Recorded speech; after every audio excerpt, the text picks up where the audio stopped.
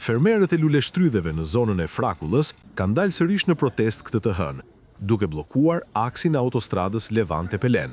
Ata shprehen të pakënaqur me çmimin shumë të ulët të grumbullimit prodhimit të tyre dhe mungesën e mbështetjes nga shteti, duke paralajmëruar për shkallëzim të reagimit nëse situata nuk ndryshon. I bëjmë thirrje shtetit të ndërhyjë sa më parë, të shikojë me sa shesin pikat e grumbullimit, me sa e nxjerrin jashtë dhe me sa paguhet fermeri në realitet. Jo ça thon mediat andej këtej, ça ndodh këtu në zonën e Luleshtrydhes.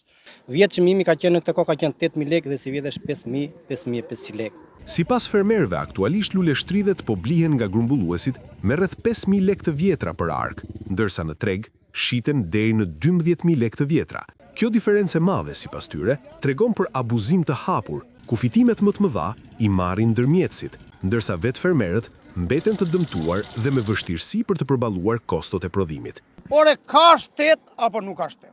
I bëjmë thirrje qeverisë, tuli koston e naftës për bujqësinë, sa ja jep peshkimit, që edhe ne tulim koston e prodhimit.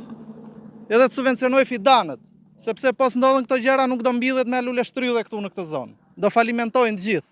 Ore, ka shtetu apo jo? Vin Belinda Balluku, vin ministri, ne di e bën për të bërë protestën sot, na u qepën kema kemës për mos ta bërë sot. Për çfarë arsye, zotëri? Për çfarë arsye na u qepën ne për mos ta bërë protestën sot? Për realitetin.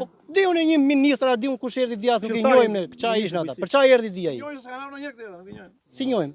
Vin erdhën për mos ta bërë protestën. Për çfarë arsye? I bëj thirrje shtetit të ngrihet, të kontrolloj pikat që abuzojnë me fermerët. Pikat e grumbullojnë me 5.000 lekë. Turp faqet zez. Ne me ato nuk lejmë dot as punëtor, as arkën, as ti themi kapaçkën. Për ne këtu janë të lidhura shteti bashkë me gjithë pikat, janë të lidhura bashkë edhe s'duan të dinë fare. Neve punojmë kot, rrojmë kot. Po me këtë shtet korruptuar, të pocaqisur, të servilosur, çatë me unë që kemi ne. Ta bëj qëllimisht që ne të ikim, të largohemi. Një tjetër shqetësim i ngritur është mungesa e subvencioneve dhe çmimi i lartë i naftës që rrit ndjeshëm shpenzimet në bujqësi. Fermerët kërkojnë ndërhyrje urgjente nga qeveria, duke theksuar se pa mbështetje për karburantin dhe inputet bujqësore, sektori rrezikon falimentimin dhe prodhimi vendas do të tkurret ndjeshëm.